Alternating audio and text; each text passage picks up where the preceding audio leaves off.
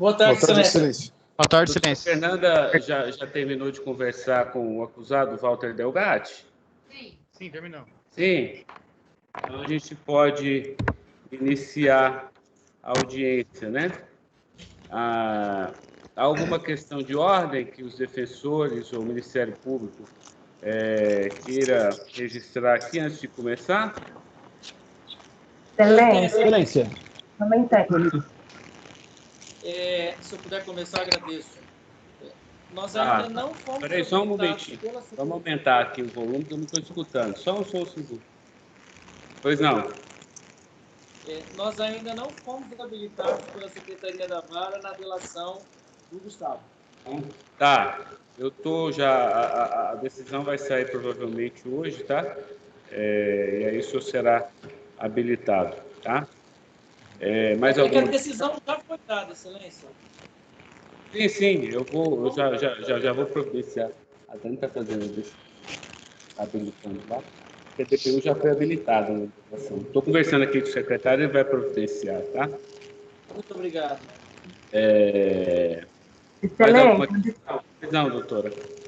A questão da defensoria se refere, a gente já foi habilitado no processo, né, que tem os acordos, mas não tivemos acesso ainda aos vídeos das delações e o nosso HD externo ainda está em poder da Polícia Federal. Só para constar que a gente ainda está sem acesso aos documentos, os dados telemáticos e os documentos apreendidos. Só para deixar...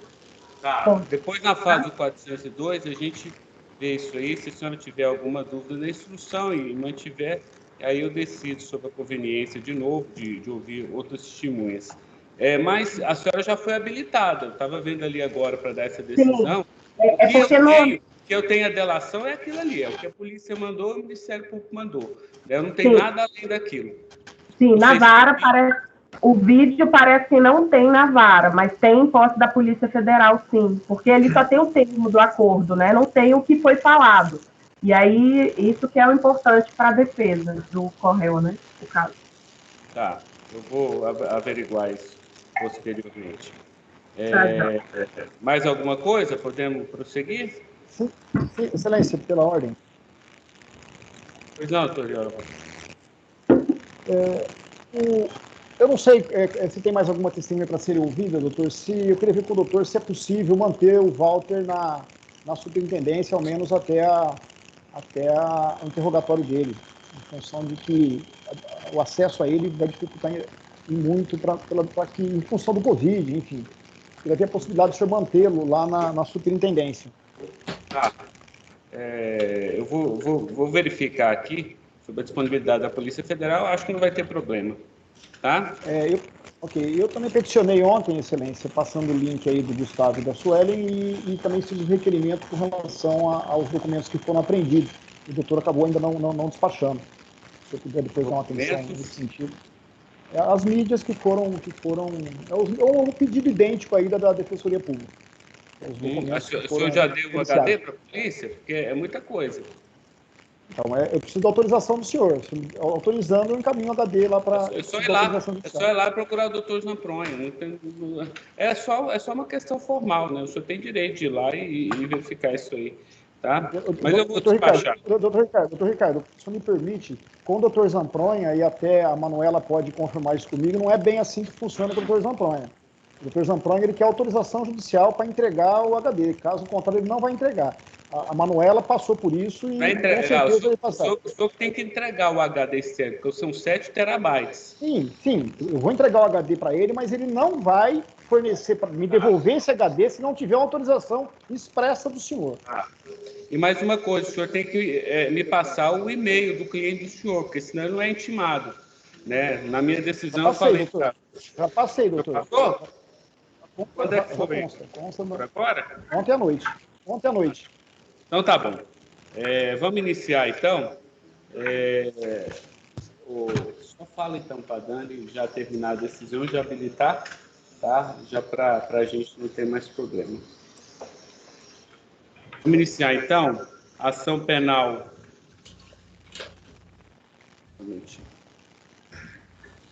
Ação penal 101.5706, dígito 59, tá? A denúncia envolvendo Walter Delgatti Neto, Gustavo Henrique Elias Santos, Thiago Eliezer, Danilo Cristiano Marques, Suelen Priscila de Oliveira, Luiz Henrique Molição.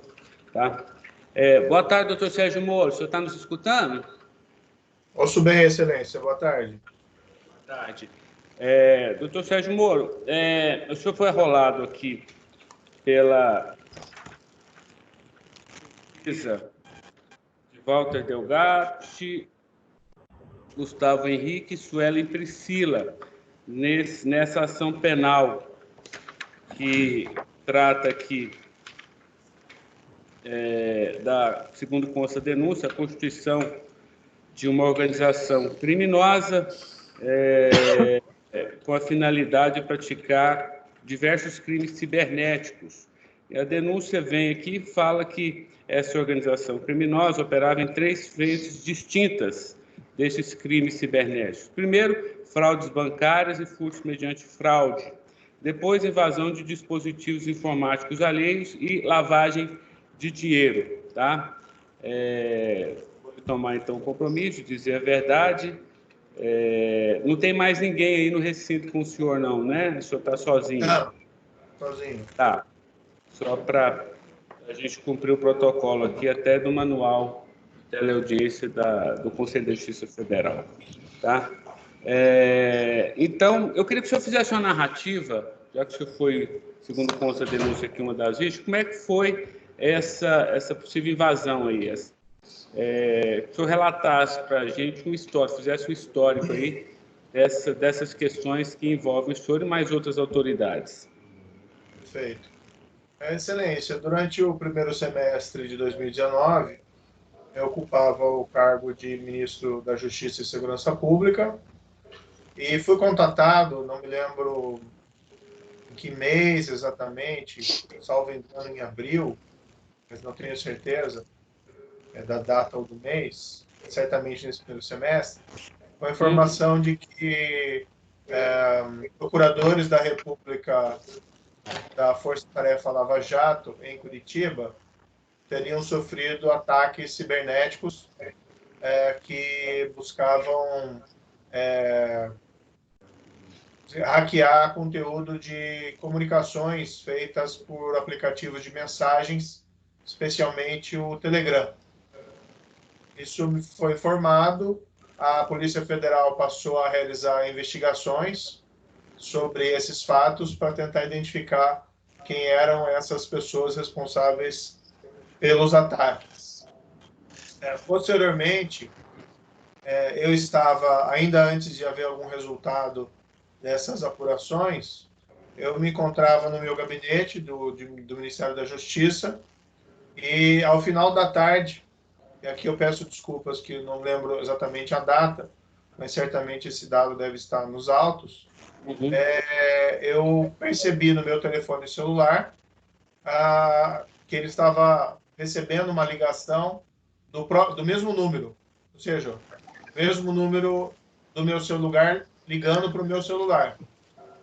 Aquilo me chamou muita atenção, porque, afinal de contas, eu não estaria ligando para mim mesmo, e eu só observei. Na segunda, eu não atendi a ligação, mas houve uma segunda ligação com o mesmo padrão, e eu, então, cometi até um equívoco ali, a meu ver, de atender ali, né, de ver se tinha algum erro, coisa parecida. Mas aí sem maiores consequências. E, em seguida, eu constatei, né, eu percebi, entendi que, no fundo, eu havia sido também uma das vítimas dessa tentativa de hackeamento. Até porque, em seguida, eu recebi uma mensagem informando que eu havia ingressado no Telegram. Esse era o modus operandi que me foi informado depois, em que se hackeava e clonava o aparelho celular e os criminosos ingressavam com o número no Telegram e buscavam recuperar as mensagens que estariam armazenadas dentro do Telegram. Eu comuniquei à Polícia Federal disponibilizei o meu telefone para que fosse periciado, né, para se fosse identificada a fraude, os autores da fraude. Ao que me consta, no meu celular não houve captura de recuperação de mensagens do Telegram, porque eu havia deixado o aplicativo do Telegram há muito tempo, salvo engano, em 2017 ainda. Eu cheguei a usar por um tempo o Telegram, mas abandonei por razões relacionadas à própria... Houve a notícia lá de invasão ilícita de celulares durante as eleições americanas pelos russos. Como o Telegram é um aplicativo russo, eu, certo ou errado, ou por preconceito, acabei abandonando aquela forma de comunicação. E o que me consta que fui informado que depois de um tempo de inatividade, as mensagens elas eram apagadas e não eram recuperáveis. Não obstante, né, fui aí informado que nos aparelhos dos procuradores haviam sido, que eles mantinham armazenado, haviam sido capturados uma série de mensagens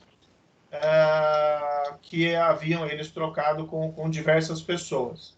Prosseguiu a investigação. Poucas semanas após o ataque ao meu celular, esse veículo de mídia digital, né, o Intercept, divulgar algumas mensagens que eles afirmam que teriam recebido desses hackers e que teriam sido capturados nos terminais, nos aplicativos de mensagem dos procuradores da República. Como ministro, eu não conduzia nenhuma investigação, né, então apenas requisitei a Polícia Federal que fizesse aquela apuração e, posteriormente, tempos depois, acho que foi em junho ou julho, não me lembro muito bem, mas isso também certamente está nos autos, foi feita uma operação, eles me informaram que haviam identificado os responsáveis através do rastreamento dos ataques e disseram-me que foi especialmente importante aí a disponibilização do meu celular para a perícia e, particularmente, eu sempre entendi que as coisas estavam vinculadas. As pessoas que haviam atacado meu celular pelo modus operandi eram as mesmas pessoas que tinham atacado os celulares dos procuradores da República. E depois, no curso das investigações, também me foi informado pela Polícia Federal de que tinham atacado, inclusive, o aparelho celular do presidente da República, além de outras autoridades, como do presidente da Câmara, Rodrigo Maia, e também do ministro Alexandre de Moraes, do Supremo Tribunal Federal. A Polícia Federal me passou essa informação. Como ali envolvia a questão de segurança nacional, eu entendi por necessário comunicar a essas autoridades, né, de que tinham sido vítimas do ataque. E foi basicamente o que eu fiz, né, em relação a esses fatos. Aí eu acompanhei apenas à distância as investigações, né, eventualmente saía alguma informação de que teria se identificado a pessoa X ou a pessoa Y, e como essas mensagens teriam passado das mãos dos hackers para o Intercept. Mas eu não conheço os detalhes da finalização do resultado das investigações, porque aí foi me ocupar com outros temas. Basicamente, um resumo é esse. Ok. A defesa do Walter tem perguntas? Sim, Excelência, tenho perguntas, Excelência.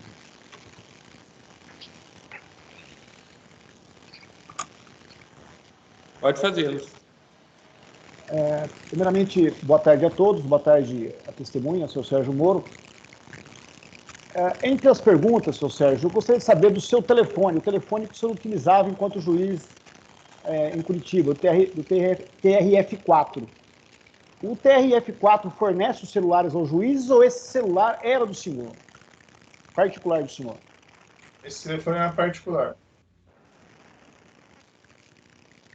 Eu estava mais no TRF4, inclusive, mas ele também não era um telefone funcional. Era um número que eu tinha particular e levei ele para Brasília. Sr. Sérgio, na qualidade, obviamente, de operador do direito, né, o senhor atuou como juiz por muito tempo, obviamente o senhor sabia que o tipo penal previsto no artigo 154 exige representação do ofendido. Doutor, eu não queria que o senhor incursionasse nessas matérias de direito. Vou perguntar só sobre o fato, tá? Então, retira essa parte do 154, que ele foi juiz, essa matéria de direito, vamos excluir desse depoimento, tá? O senhor só pergunta objetivamente sobre fatos, tá bom? Por que o senhor não fez uma representação formal a respeito da possível invasão no telefone do senhor? E preferiu fazer como na qualidade de ministro da Justiça? Bem, esse telefone, embora fosse privado, em particular, eu utilizava para comunicações, inclusive oficiais, de governo. E mesmo na época que era juiz, eu usava também esse celular para comunicar, inclusive relativamente a assuntos oficiais. Claro que comunicações precisariam ser formalizadas, eu fazia no papel, mas isso não significa que, eventualmente, eu não utilizava esse celular para tratar de assuntos de trabalho, inclusive de governo, inclusive de ministério. A questão do telefone do presidente, que foi atacado, da mesma forma, ele utilizava aquilo tanto para comunicações pessoais, como também para comunicações relacionadas a assuntos de Estado. Então, entendo que eu fui atacado com o meu celular na condição de ministro da Justiça e Segurança Pública, seja para que fossem capturados mensagens relativas ao meu período de atuação como juiz federal, ou seja, como mensagens relativas à atuação minha como ministro da Justiça.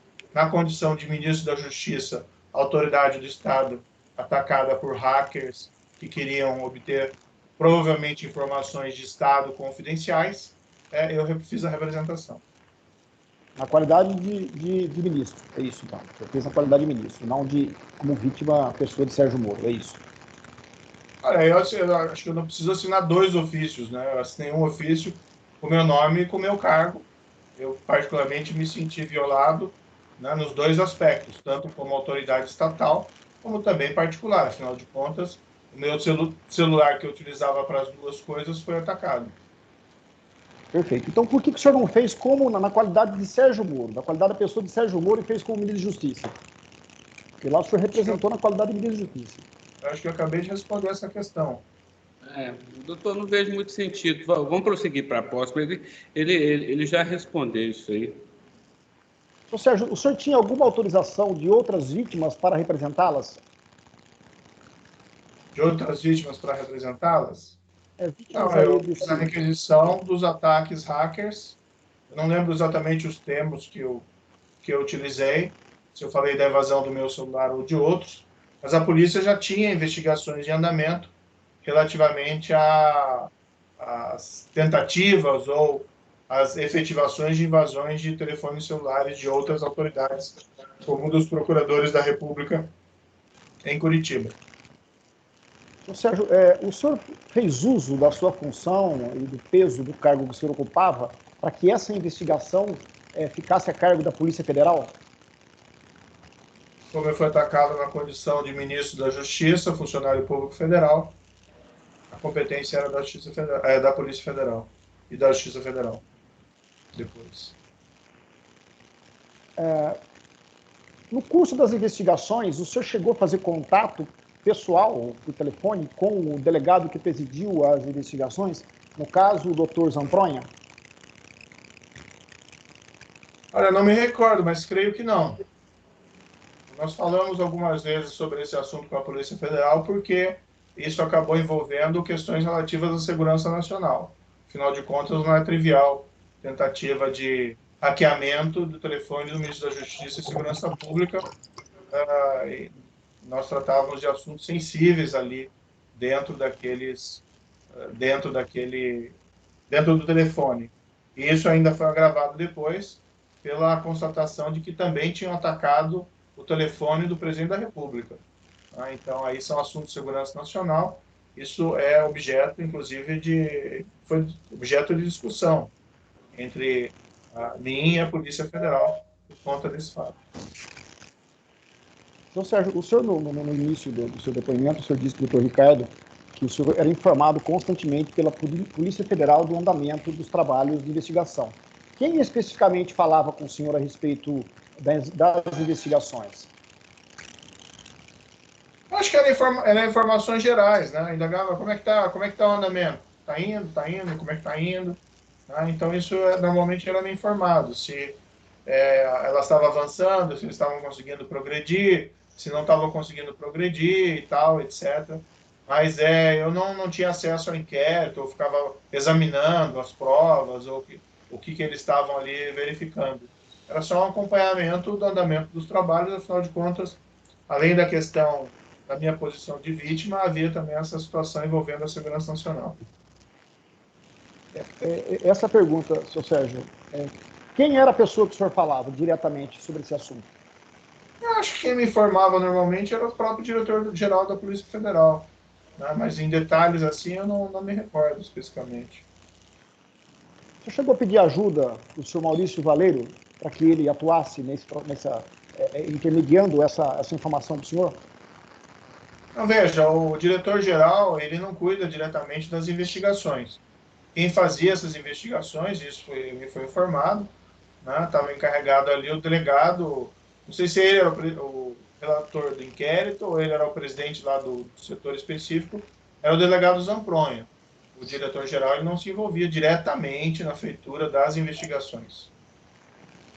Evidentemente, quando o meu telefone foi atacado, eu comuniquei ao diretor-geral da Polícia Federal que realizou a movimentação necessária. Senhor Sérgio, recentemente o presidente da República foi acusado aí de intervir junto à Polícia Federal. Essa atitude do senhor, pelo que o senhor avalia, não foi uma interferência do senhor junto à Polícia Federal na qualidade de ministro de Justiça?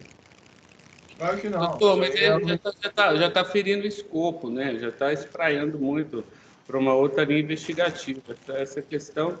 O senhor fique bem à vontade se o senhor quiser responder, doutor Sérgio Moro, porque... Excelência, pela ordem. É uma situação absolutamente diferente. A defesa não está colocando nada de fato.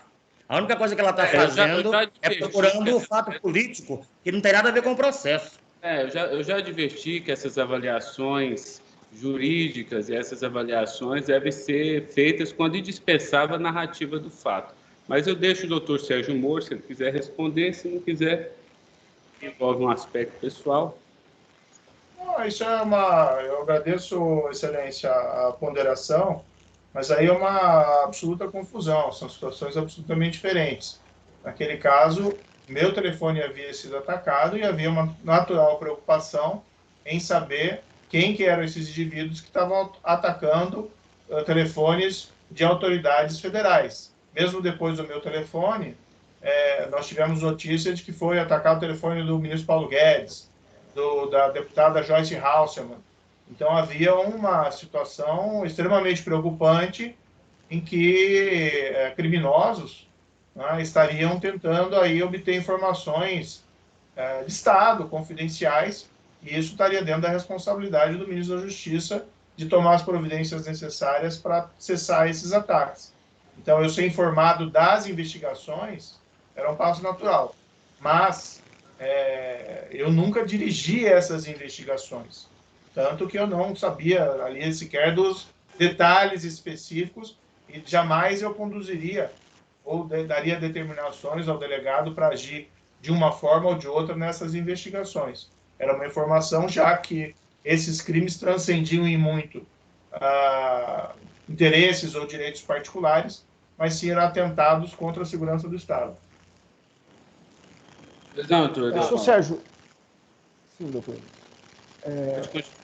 Logo após a prisão do Walter e os demais envolvidos aí, que acabaram sendo presos quando da operação, em seu Twitter o senhor parabenizou a Polícia Federal sobre a prisão. Qual era o objetivo do senhor? Era influenciar a Polícia Federal? Não, congratular a Polícia Federal por um trabalho bem feito. Isso eu fiz também outras vezes, por exemplo, teve agora recentemente a Polícia Federal conseguiu localizar, prender e extraditar para o Brasil o segundo em comando do PCC, o indivíduo chamado Gilberto o apelido Fuminho, e foi feita a mesma congratulação.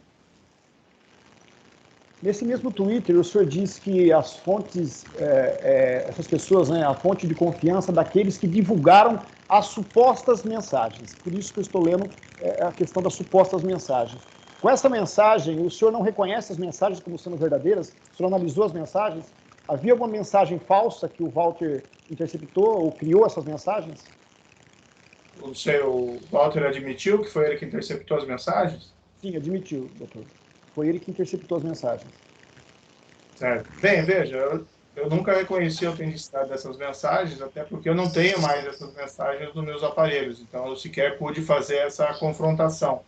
Mas, de todo modo, eu acho que sobre essas mensagens que foram obtidas ilicitamente, é impróprio aí que eu tenho que responder perguntas sobre elas. Doutor Sérgio, no dia seguinte das divulgações das mensagens por parte do site Intercept, o senhor postou nas redes sociais que tratava-se de organização criminosa. Por qual motivo o senhor postou isso, se o senhor não sabia quem era? Desculpe, pode repetir aqui o áudio. Celeste, mais uma vez pela ordem. A defesa está fazendo uma pergunta de CPI para a testemunha. Não tem nada a ver com o processo isso. Eu adoro a ampla defesa e tudo mais, mas a pergunta da defesa aí nada mais é do que viés político. Nada mais que isso. É uma pergunta objetiva nos moldes que o doutor objetivamente política. Nada mais que isso. A prisão Sérgio Moro, eu vou deixar a testemunha. Doutor, realmente esse fato não tem pertinência com o tema aqui. Assim, depois do que aconteceu, eu não estou vendo o objetivo do senhor nessas perguntas. O senhor pode explicar? Se o senhor me permite, doutor Ricardo, se o senhor me permite, eu gostaria de saber se a intenção dele era influenciar a investigação.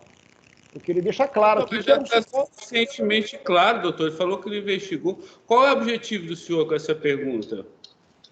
Se ele influenciou a investigação, ontem nós já inquirimos o doutor Zampronha, ele já falou aqui o que aconteceu. Ou se ele influenciou, ou se ele tentou influenciar, porque isso é um crime, né, doutor? É só isso que eu quero. Mas ele está na Posso fazer uma observação, Excelência? Por favor, pedindo licença ao doutor Wellington, eu como defensor, assistente de acusação. Na realidade, com o máximo respeito à advocacia, também sou advogado, mas eu acho que é muito importante a gente também levar em consideração o papel das autoridades que foram hackeadas, especialmente o papel de vítima, né? Quer dizer, as pessoas que também, claro, que ostentavam cargos públicos, né? Nós estamos falando do então ministro da Justiça e Segurança Pública, mas também eram vítimas, né? E também tinham o direito de se expressar e sentir aquilo que estavam... Enfim, e de maneira que a pertinência disso para se alcançar uma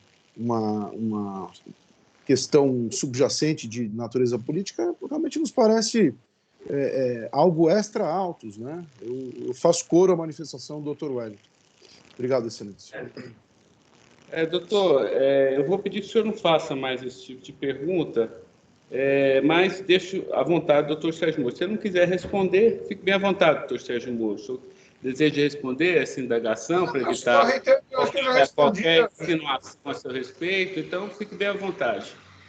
Não, doutor, só assim, eu acho que eu até já respondi. Eu jamais influenciei a investigação. A Polícia Federal realizou o seu trabalho de maneira independente. Isso não tem nenhuma pertinência, essa pergunta, e acho também, desculpe, formular acusações à vítima, à testemunha, não é o mais correto, mas tudo bem. Pois é, doutor Eovaldo. Seu Sérgio, é a última pergunta, doutor Ricardo. Quero que o senhor entenda aí que não tem nenhum viés político as minhas perguntas, doutor. Eu quero chegar à verdade, porque da mesma forma aí que o representante do Ministério Público alega que as minhas perguntas são políticas, eu entendo, né? A minha humilde opinião, trata-se de uma prisão política também. Então, ele tem a opinião, eu tenho a minha opinião e respeito a dele, espero que ele respeite a minha.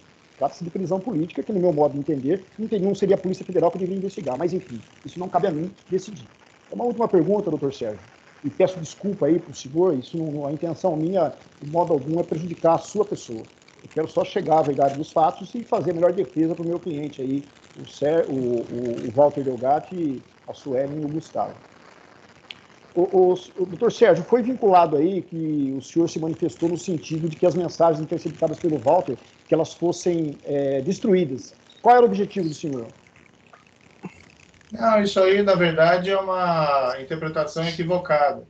Veja, como havia a investigação, e a investigação tinha por objeto, né, identificar quem que eram os hackers que tinham feito os ataques criminosos, certo? A partir dessa identificação, extrair daí as consequências jurídicas desse ato específico.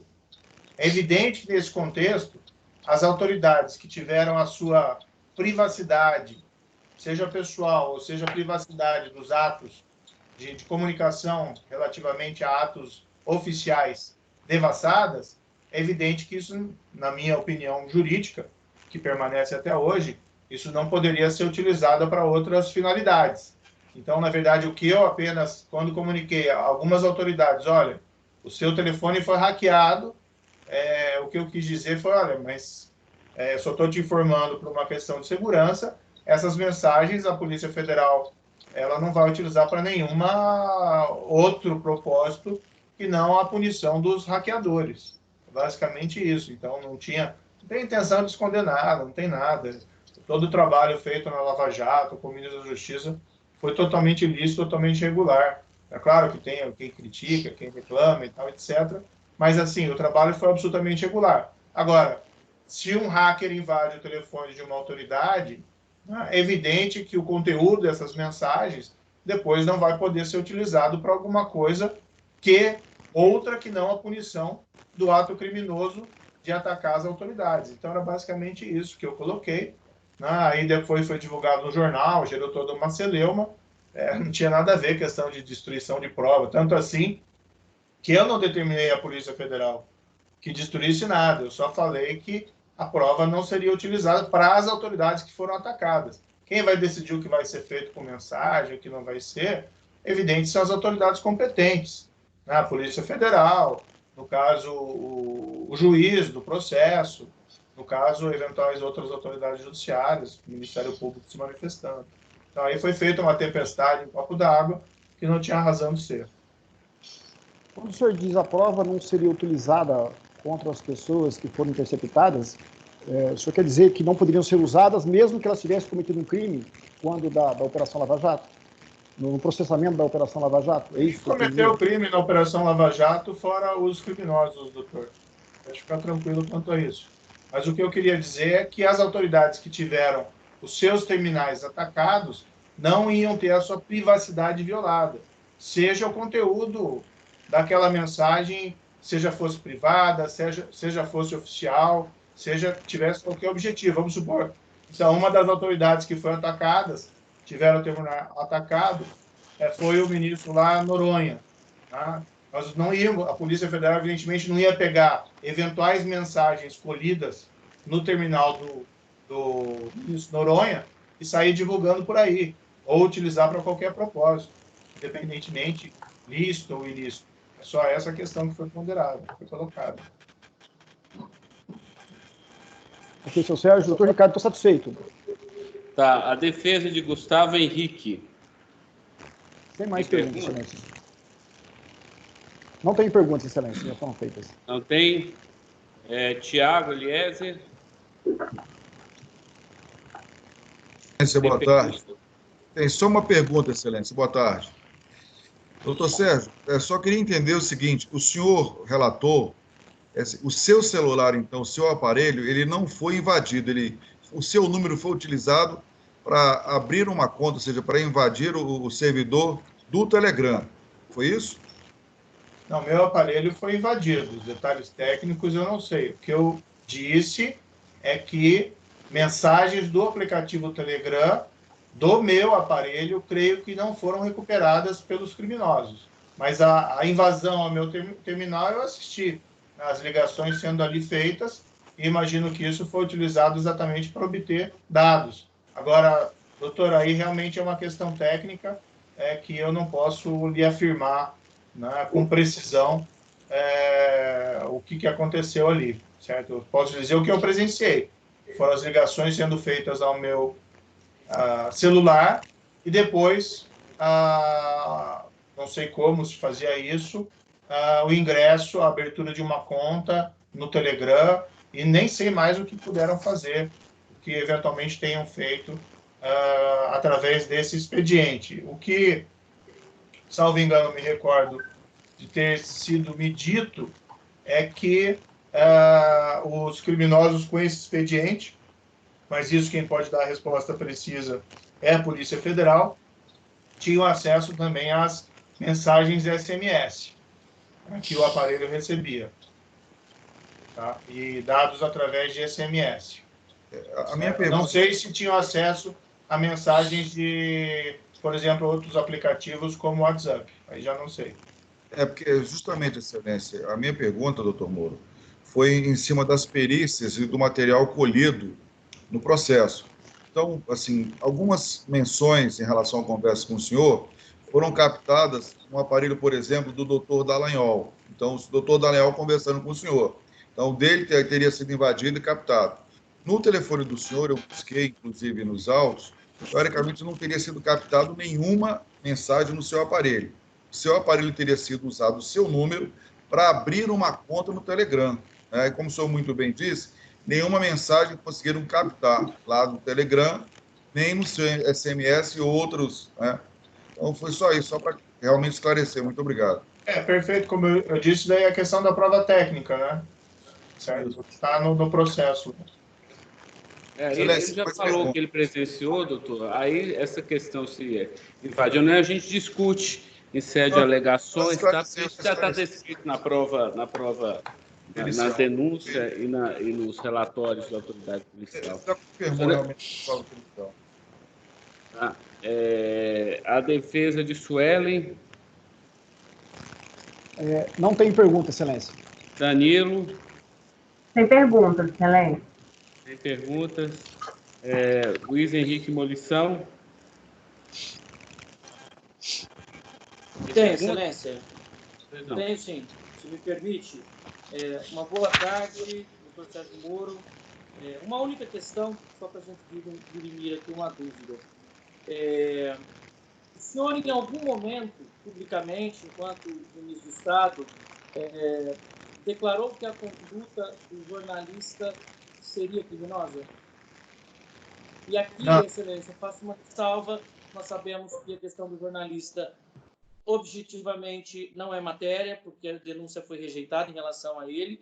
Todavia, para o meu cliente especificamente, ele é incluído em uma associação criminosa com o jornalista. Veja, doutor, vou colocar muito claro. Eu solicitei a abertura dessa investigação, tá? Mas eu não conduzi os trabalhos. Eu não interfiro nas posições das autoridades policiais, certo? O que eu me manifestei publicamente é que eu tinha sido vítima de um ataque hacker criminoso, tá? E entendia que era reprovável, moralmente, a publicação daquelas mensagens, principalmente porque, com todo respeito aos jornalistas, se fazia um sensacionalismo, não se demonstrava ali a autenticidade e se buscava distorcer o conteúdo, né, daquelas supostas mensagens, certo? Mas eu não me posicionei publicamente, isso, na verdade, é facilmente buscável na internet. Eu nunca disse que o jornalista havia cometido um crime específico ali naquela questão. Isso, na meu ver, depende muito da condução das investigações e da conclusão das autoridades policiais. Mas o que eu posso lhe assegurar é que eu jamais interferi no juízo que a autoridade policial fazia sobre os fatos. Seja do jornalista ou seja dos próprios pessoas identificadas como responsáveis pelos ataques. Tá certo. Sem mais, Excelência. Muito obrigado. Ok. O Ministério Público tem questionamentos? Sem perguntas, Excelência. Obrigado. Assistente de acusação. Também sem perguntas, Excelência, aproveitando o ensejo para registrar a admiração ao trabalho de todos os integrantes da Força Tarefa da Lava Jato e também, quando o doutor Sérgio Moro era juiz, e também ao seu trabalho como ministro de Estado da Justiça e Segurança Pública. Muito obrigado. Tá bom, sem mais perguntas, doutor Sérgio Moro, agradeço então a participação. Desculpe também, nós atrasamos aqui, é uma tecnologia nova essa videoconferência aqui, então a Justiça está ainda engateando nessa função, tá bom? Perfeito, Excelência. Eu agradeço a atenção e desejo um bom trabalho nesse processo para a Justiça Federal de Brasília. Tá bom. Obrigado, doutor Sérgio. Até logo. Agora é Manuela.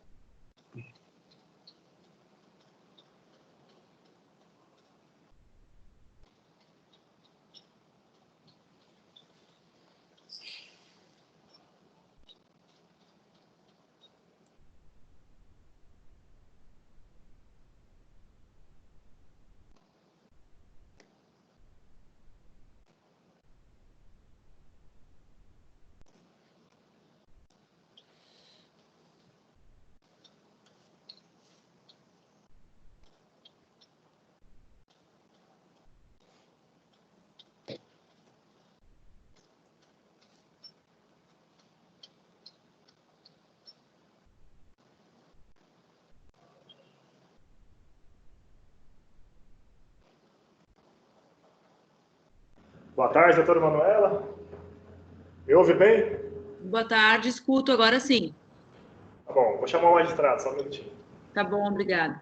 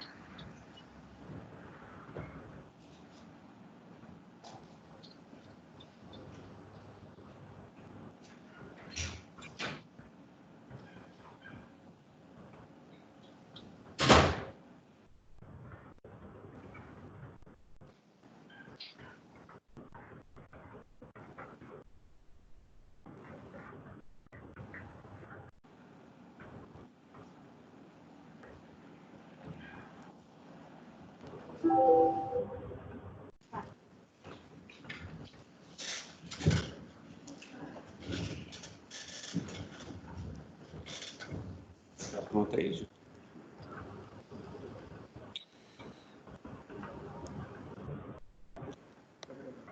Tá? Doutora Manuela Dávila, boa tarde. Boa tarde, doutor, como vai? Tudo bem? Tudo bem, tudo bem. Está nos escutando bem aí, né? Eu estou. Se o senhor não estiver, eu posso colocar os fones. Não, tá escutando bem. Se der microfonia, aí eu vou pedir para a senhora colocar, tá bom? Mas está escutando bem aqui. Estou escutando e vendo. Tá. Só antes de iniciar a sua inquirição, a sua oitiva, a senhora está sozinha aí no ambiente, né? Só para garantir. Eu estou em casa, mas estou sozinha no ambiente.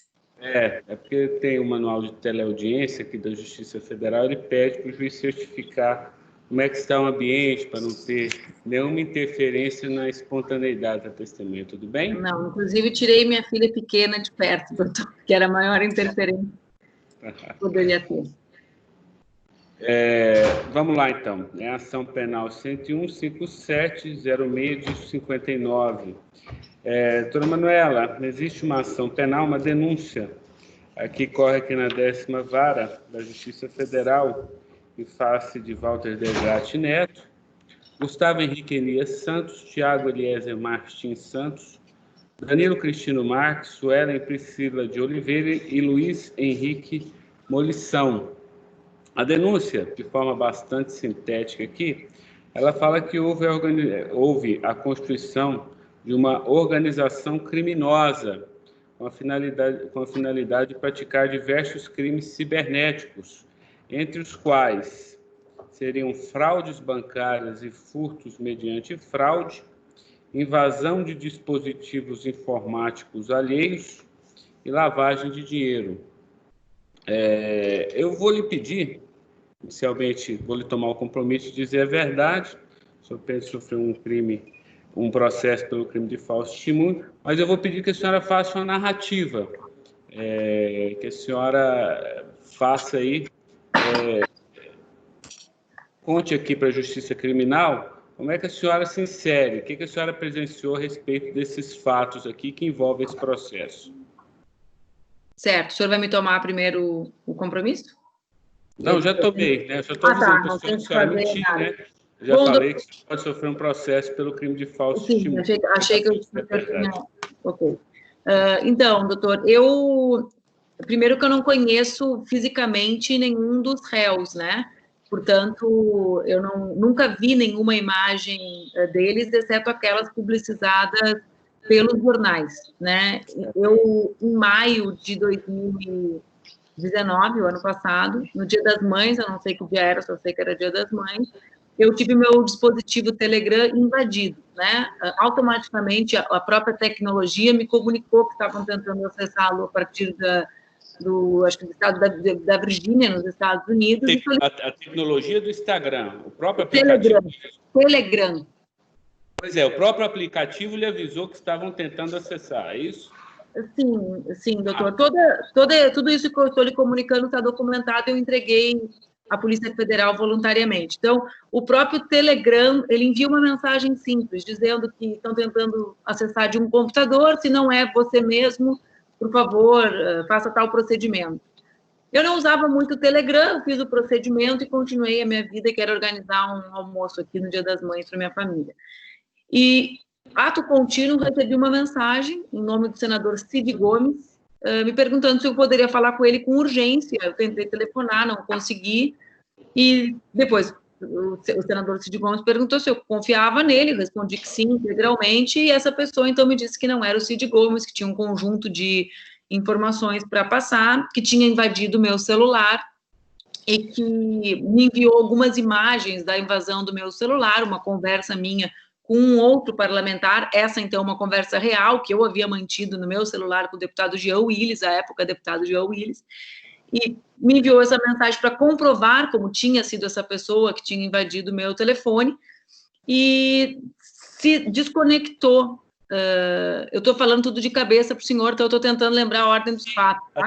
Até para privilegiar a espontaneidade. Então só para... Se não se recordar, depois... na minha frente. Eu lhe digo porque eu não estou com as mensagens na minha frente, então, assim, não é...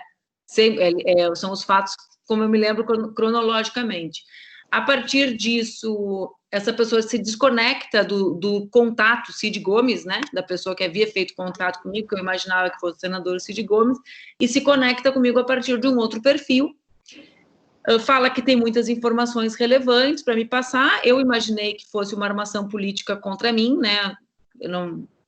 O ambiente político não é muito simples no nosso país, e segui conversando com a pessoa. Ela começou a me enviar alguns prints, poucas fotografias de imagens de documentos, e eu recomendei que a pessoa procurasse um jornalista. Eu sou jornalista de formação, mas não me julguei alguém, digamos assim, tecnicamente a melhor pessoa, tanto para aferir legitimidade de documentos, como esses documentos constavam, né, na fala da pessoa, não nos documentos, mas na fala da pessoa sobre os documentos.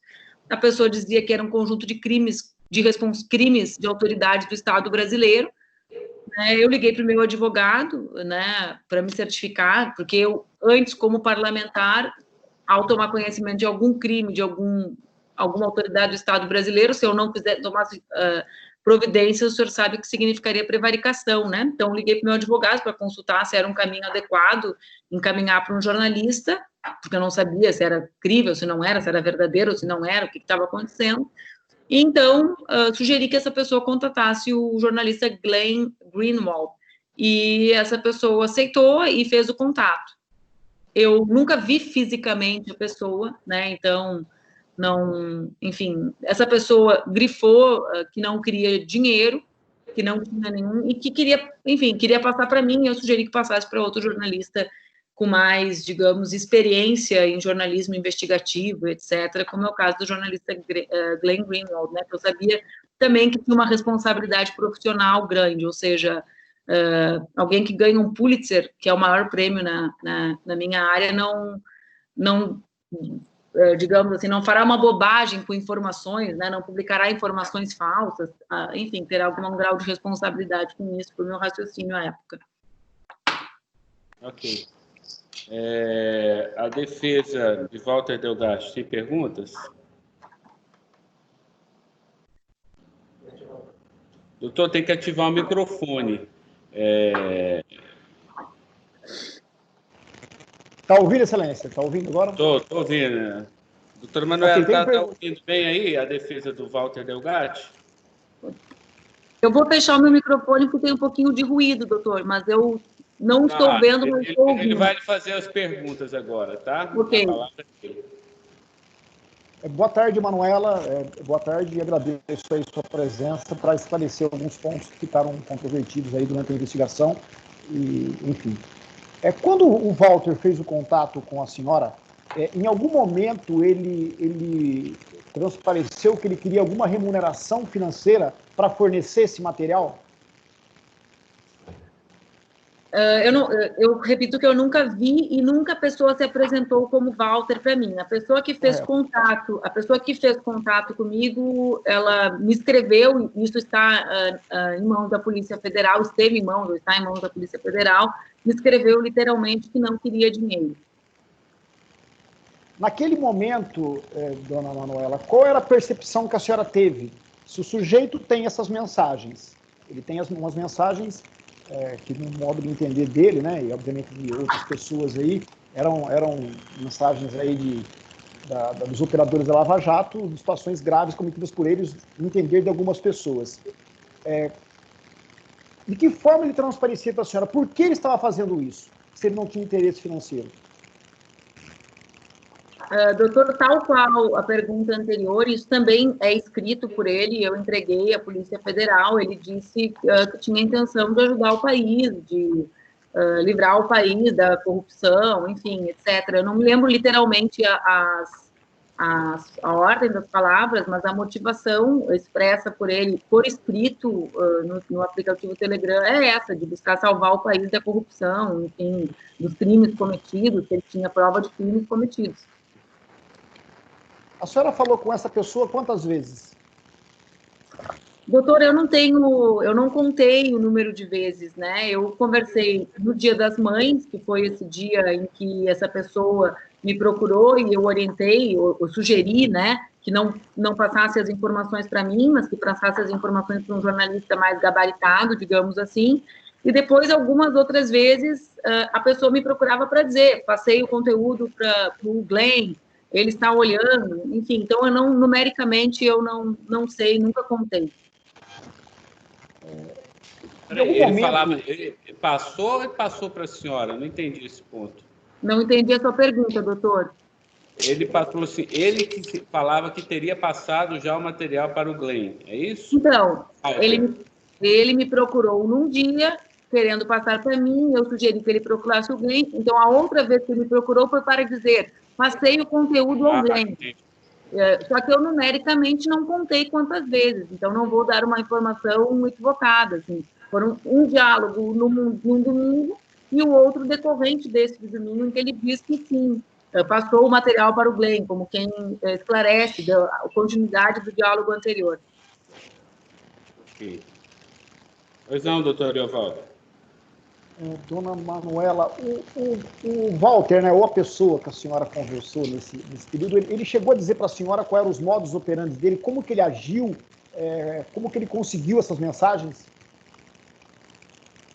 A primeira mensagem, se eu não me equivoco, do Telegram, em que ele escreve, talvez não seja a primeira, mas numa das primeiras, ele diz que ele não, acho que não fala como, mas ele fala, eu tenho as informações dos membros da Força Tarefa da Lava Jato. Isso aí, acho, tá, doutor, mas eu tenho isso documentado, que ainda é conectado com o celular do senador Cid Gomes, não sei a ordem.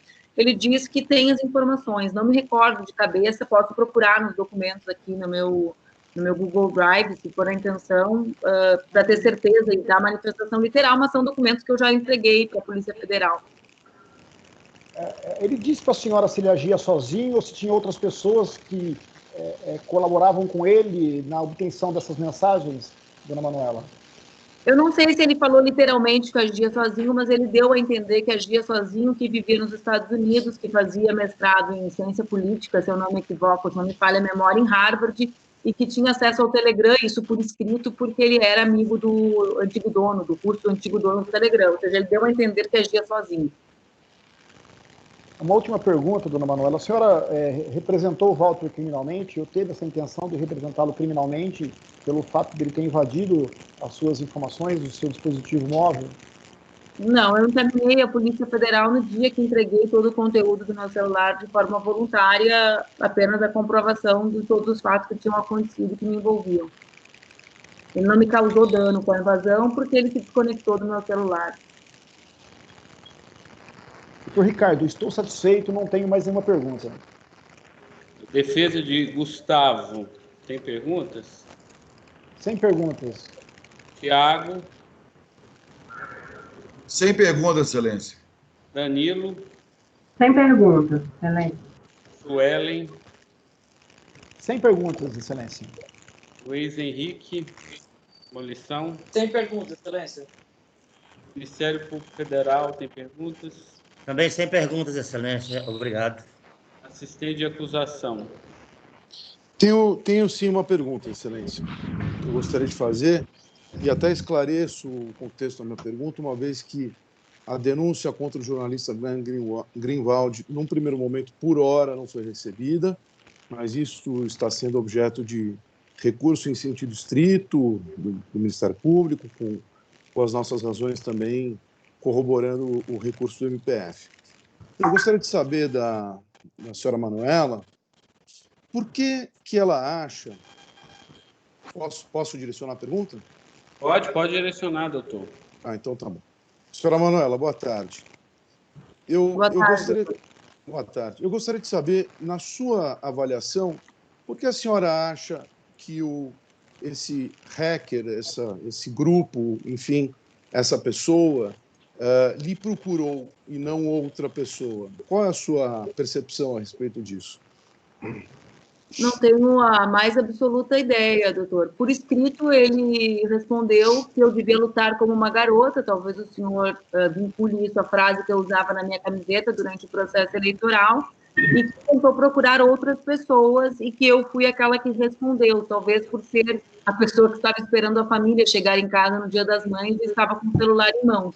Então, ele manifestou essas duas únicas questões, né? Que eu respondi, outros não, e que eu devia lutar como uma garota para salvar o Brasil. Sim, porque eu faço uma segunda pergunta, né? Na verdade, uma consideração e uma pergunta como desdobramento dessa primeira.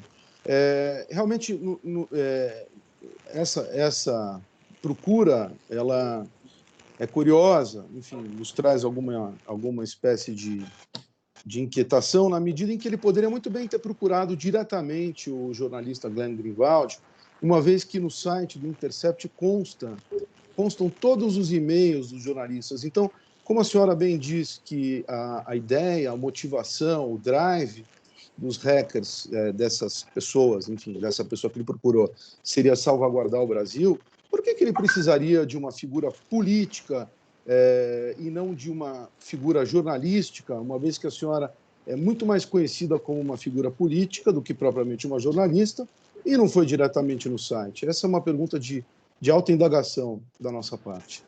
O senhor deve ter conhecimento de um conjunto de fake news que circularam, inclusive, sobre esse fato. Eu estou terminando um livro sobre isso.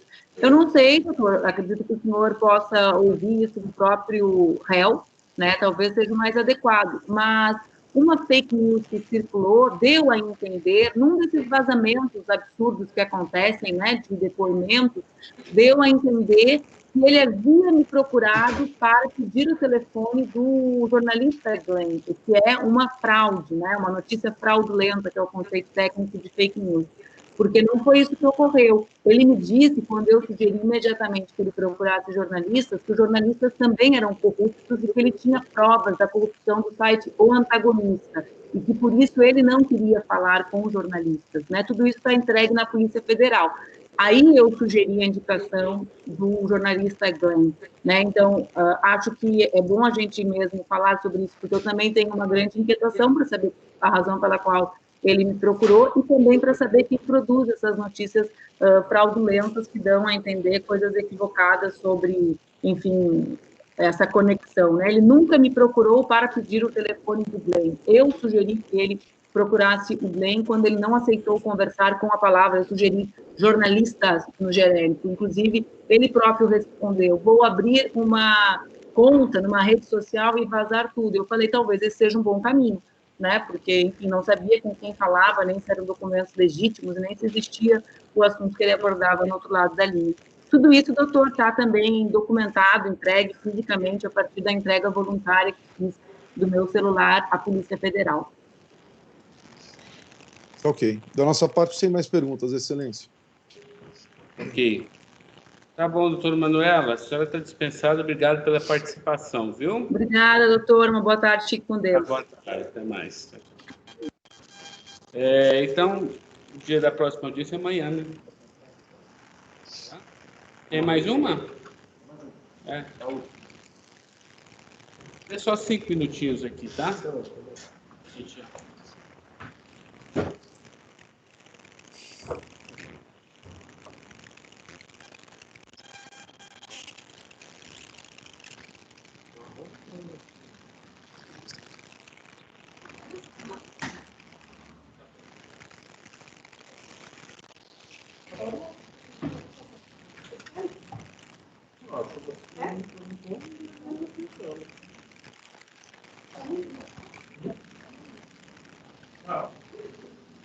Problema.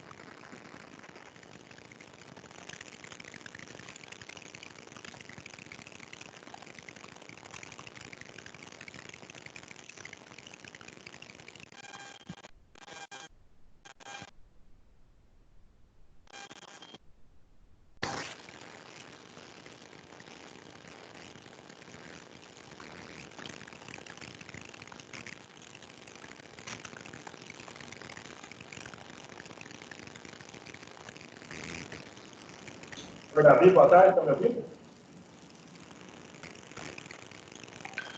Você pode ativar o microfone, senhor, por favor? Oi, boa tarde. Agora sim. Só um minutinho. O juiz comigo, tá bom?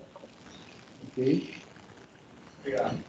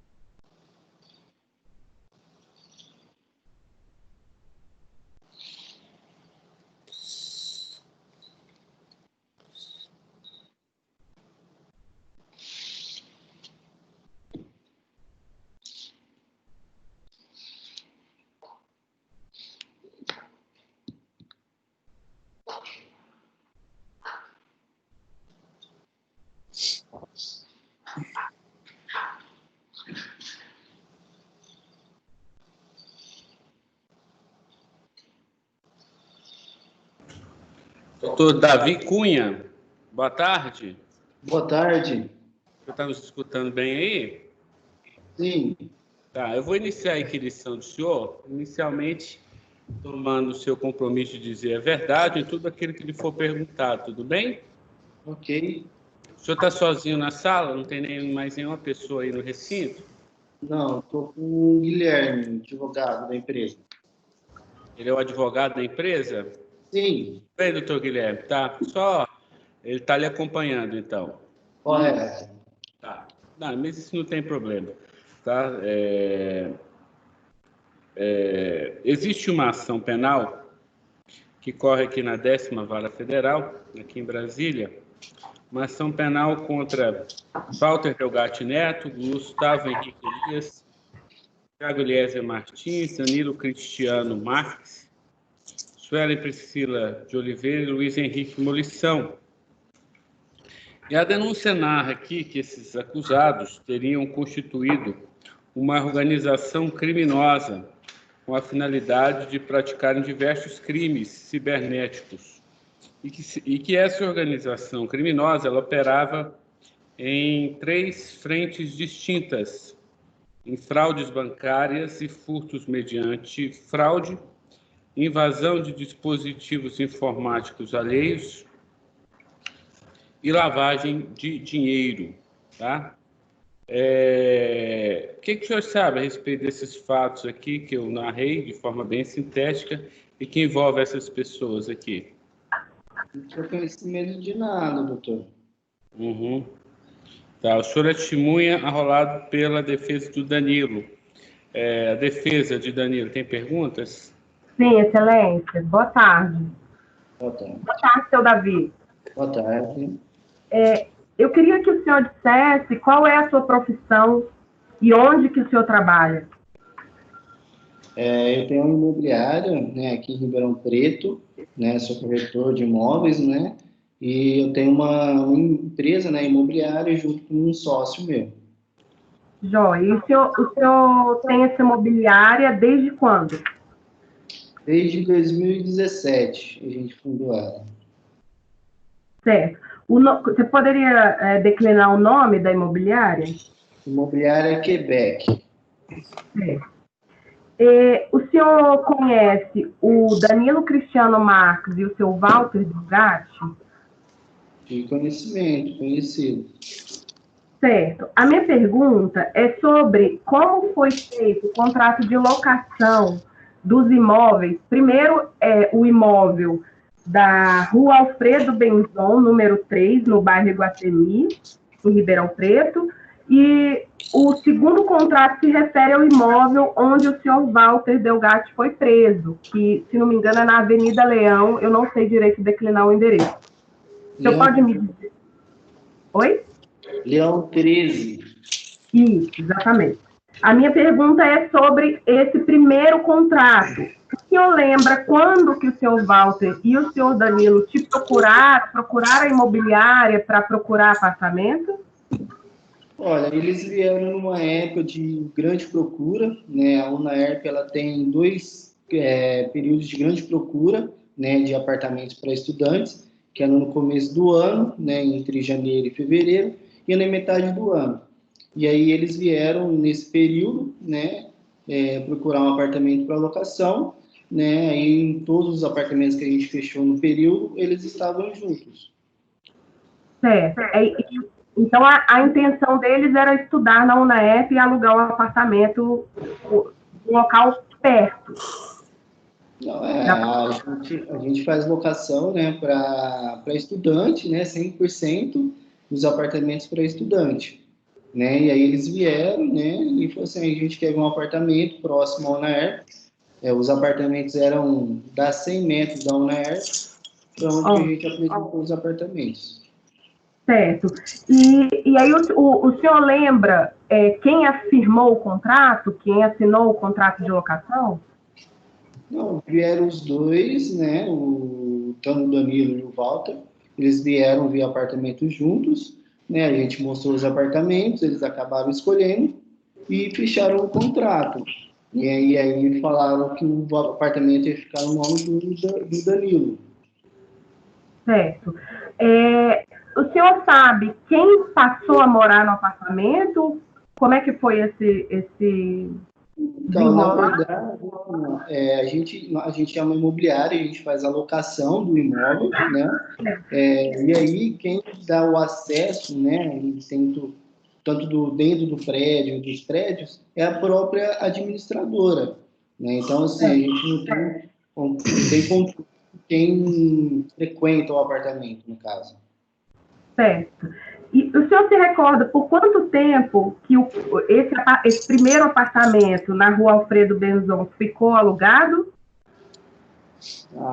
Eu, se não me engano, acho que mais de um ano e meio, quase, mais ou menos. Certo. E aí houve a troca para o segundo apartamento, que foi na Avenida Leão 13, como o senhor bem disse. O senhor pode dizer como é que funcionou as tratativas para esse segundo apartamento e por que houve essa mudança?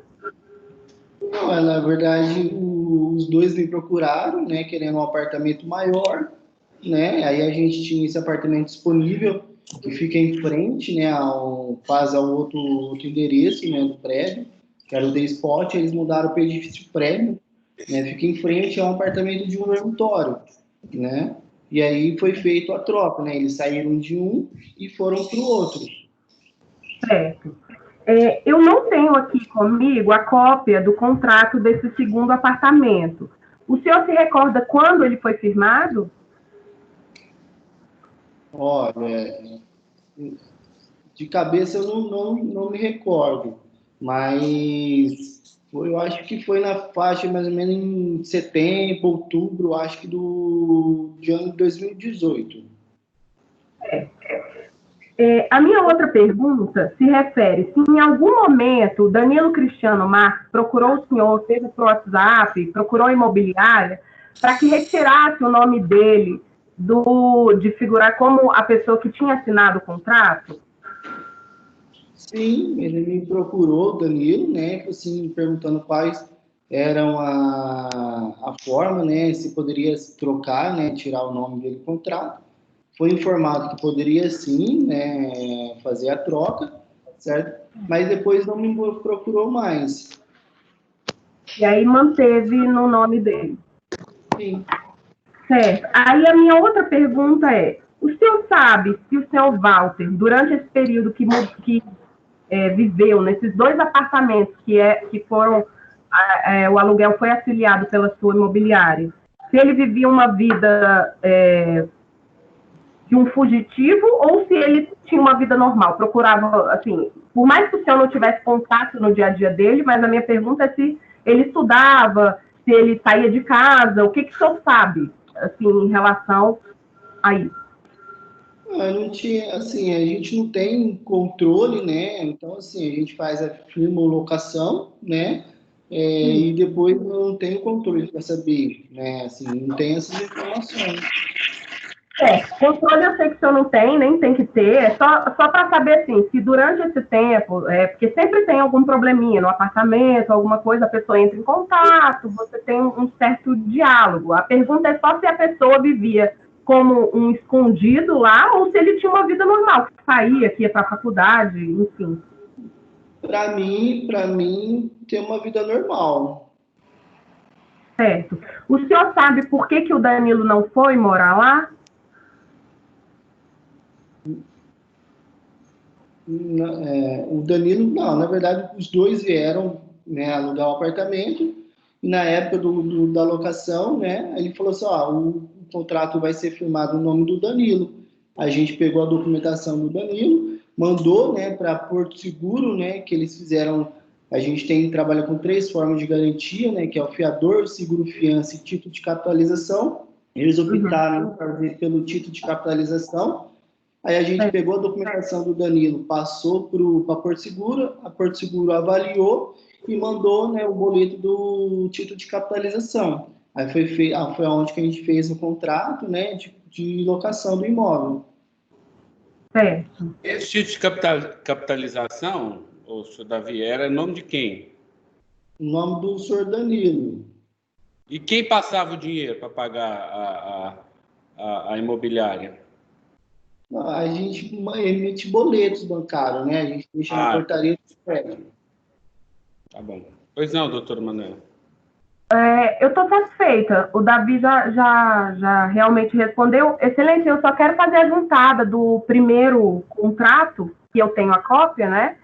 E solicitar se a imobiliária tem a cópia do segundo contrato, porque o Danilo não tem mais. E eu também não tive acesso. O senhor tem essa cópia aí, senhor Davi, desse segundo contrato? Desse segundo contrato, quando houve a questão lá de que o pessoal foi, né, a proprietária, né, do apartamento do 162, né, do edifício Prêmio, ela veio aqui, né, ela veio ter acompanhado com o advogado, porque jornais tinham procurado ela, enfim, teve toda aquela coisa, e aí na tratativa a gente fez o encerramento do contrato, teve a questão das multas, e aí a proprietária acabou levando todas as vias, né? Tanto a via da imobiliária também. Por isso que eu não tenho acesso aqui comigo. Certo. Então isso está em poder da proprietária do apartamento. Correto. Joia. Tem mais. Muito obrigada, viu, seu Davi? Boa tarde. Boa tarde. Tá. A defesa, então, de Walter Delgatti. Doutor Eovaldo, eu não estou lhe escutando. Tenho sim, doutor. Tem uma pergunta. Você me ouve? Pode fazer. Boa tarde, senhor Davi. O senhor me ouve bem? Ouço, doutor. O Walter, quando o senhor conheceu, ele deu o nome para o senhor de Walter, como sendo Walter. Meu nome é Walter. Ele disse isso para o senhor ou ele deu um nome falso para o senhor? Não, meu nome é de Walter. O senhor frequentava ali o apartamento? O senhor estava sempre por ali ou não? O senhor não viu o dia a dia dele e do Danilo? Conhecimento do dia a dia. Né? A nossa imobiliária, ela fica embaixo do primeiro prédio que eles alugaram, né? Então, o meu convite com o prédio sempre estava mostrando apartamento, né? Sempre estava me levando pessoas, novos inquilinos, né? Para visitar os apartamentos do prédio. O senhor chegou a ver o Walter indo para a faculdade? Ele realmente frequentava a faculdade? O senhor sabe informar? Não, eu não sei. O senhor não viu? Não, porque assim, não sabia os horários, né? Que a gente abria aqui das 8h30, fechava às 18 horas, né? Na verdade, 6 horas da tarde. Mas aí eu não sabia quais eram os horários, então não tenho conhecimento. As contas de energia elétrica e de água é um débito automático na conta do locador ou quem pagava isso era o Walter e o Danilo? Você se recorda? Não compreendi a pergunta, doutor. Quem pagava as contas de energia elétrica é o locador ou o locatário? Quem era o responsável pelo pagamento? O locatário, toda a energia, né, tipo assim, condomínio, energia, né, CPFL, no caso aqui, fica no nome do inquilino, nunca do locador. Então, toda locação, a gente faz um pedido, né, de ligação, né, no nome da pessoa, né, do locatário, no caso. O senhor sabe dizer se era um débito automático na conta do locatário ou não? Não, o do locatário, aí é eles que faziam o pedido, né? Ou a CPFL, que é aqui de Ribeirão, mandava o boleto para ele estar pagando, né? Ou eles poderiam colocar em débito automático, não tinha conhecimento. Estou satisfeito, doutor Ricardo. Obrigado, senhor Davi. Nada. Gustavo Henrique Elias Santos, sem pergunta? Sem perguntas, doutor. Tiago Eliezer Martins.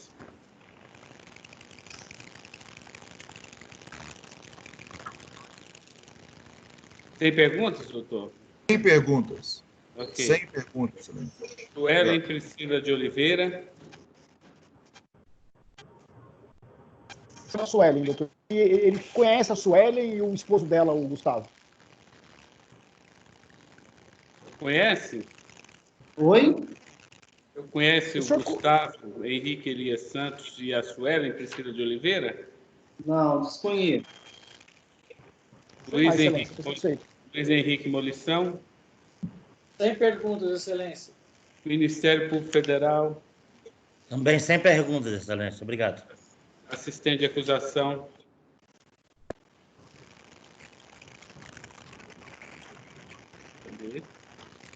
Perdão. Sem perguntas, Excelência. Marcelo, Obrigado. Tá. Então tá. Doutor Davi, o senhor está dispensado, tá? Obrigado pela participação, tá bom? Obrigado.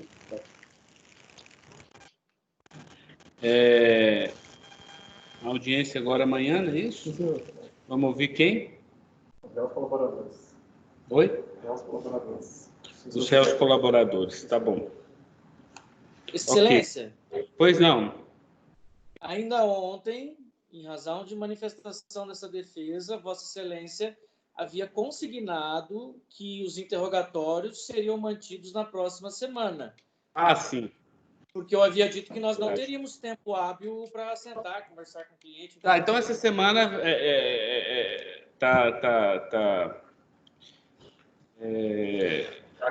acabaram, então, os atos essa semana, só semana que vem. Tá? E a questão da habilitação do senhor já foi deferida e já foi praticada no PJE, tá? O senhor tem acesso ao que a vara tem.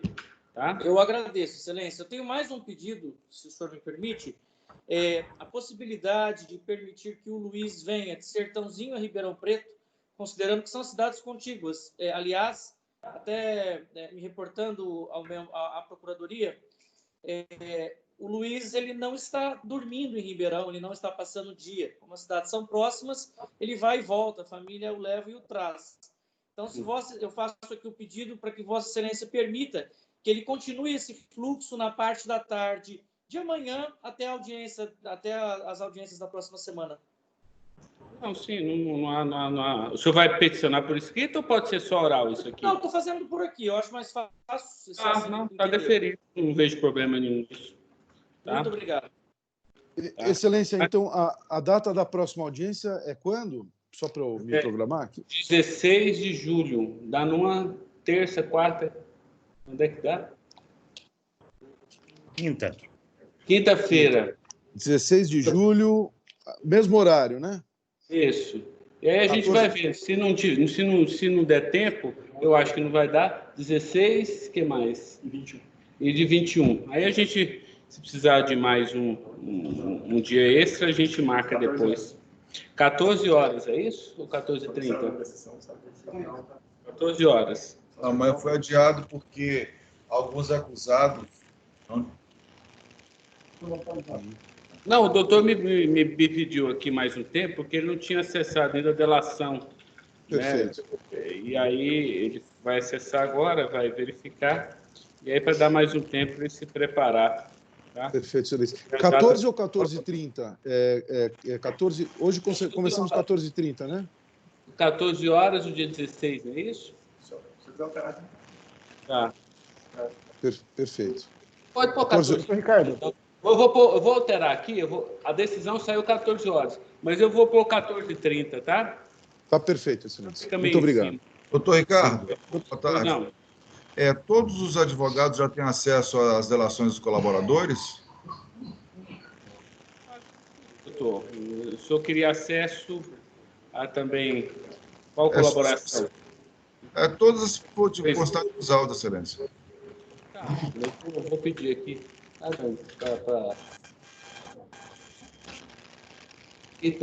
A decisão eu vou deferir aqui. Ela vai habilitar hoje ou amanhã, então, tá? Obrigado, doutor Ricardo. Muito obrigado. Doutor Ricardo. Pois não. Doutor, com relação à manutenção do Walter na superintendência, doutor. Ele vai ficar lá enquanto durar a inquirição dele. Eu não posso prometer que ele vai ficar o período, né? Porque a Superintendência da Polícia Federal, ela tem por regra não ficar com presa muito tempo. Essa é uma questão excepcional por causa da pandemia, por causa da dificuldade, né? E aí depois de terminado o interrogatório de todos os acusados, a tendência é que ele volte para Papuda. Doutor Ricardo, da mesma forma, está correto? Isso, também é dele o Tiago, pois não. O senhor vai enviar um ofício lá para Papuda, doutor, desculpa, para a superintendência, ou essa decisão, eles estão ouvindo o senhor aí dar essa Não, sim. Eu acho que a decisão ela é justamente para ouvi-los e para possibilitar o acompanhamento da instrução processual, né? Então, agora, terminada a instrução processual, não há necessidade mais da presença deles, e aí eles voltam para a Papuda. Esse é o trâmite normal, né? A menos que suscite aí algum incidente ou que haja um fato superveniente. Já terminou. Então, doutor Ricardo, eu até, após o interrogatório do Walter, eu ia requerer ao senhor que recambiasse ele para Araraquara, porque ele não tem família em Brasília, não tem mais por que ele se manter preso em Brasília, né? Vamos esperar a instrução, doutor, já está acabando, né? Aí o senhor faz por escrito, que aí depois eu ouço o Ministério Público, né? Tá, e ótimo. aí a gente faz, tá? Se o senhor insistir nisso, mas por enquanto vamos. Ele foi transferido agora para a Polícia Federal, vamos pelo menos esperar essa instrução, tá bom? Pela ordem, Excelência, agradeço. Mais alguma coisa? Pela ordem, Excelência, doutora Fernanda. Não. Só para esclarecer, porque eu estou com a gente aqui, ele perguntou se vai ser expedido um ofício para cá, determinando a estada deles aqui até o final da instrução, ou se... Pedir para dar mais segurança, né? Isso, acho que fica mais tranquilo, porque o ofício anterior determinava que eles voltassem amanhã. O ofício fica mais formalizado. Vou pedir pelo menos um e-mail da vara, vai hoje, tá? Tá certo. Obrigada, Excelência. Mais alguma questão? Nada mais, doutor. Tá bom. Então, até semana que vem, tá? Um grande abraço aí para todos. Perfeito, doutor. Muito obrigado. Obrigado a todos. Boa tarde. Boa tarde a todos. Até mais, doutor Wellington. Tarde. Até logo. Tá bom.